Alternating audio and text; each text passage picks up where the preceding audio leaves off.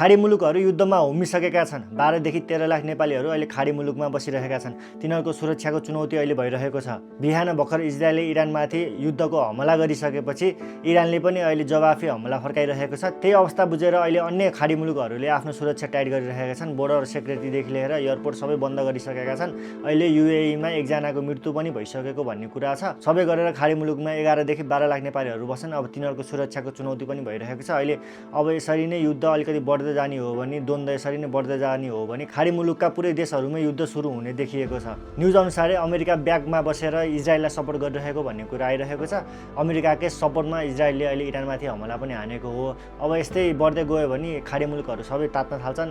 Cold war सुरु भइसकेको छ। अब बिस्तारै युद्ध नै सुरु होला भन्ने देखिएको छ। तपाईहरू नेपालीहरू जो खाडी मुलुकमा हुनुहुन्छ एकदम सतर्क भएर बस्नु होला र नेपाल सरकारले पनि आफ्नो जनताहरूको सुरक्षाको लागि चाँडै नै कदमहरू उठाउनु पर्ने देखिएको छ। नत्र अब खाडी मुलुक नै अब युद्धमै जाला भन्ने डर भइरहेको छ। तपाईहरू के भन्नुहुन्छ कमेन्ट गर्नु है त।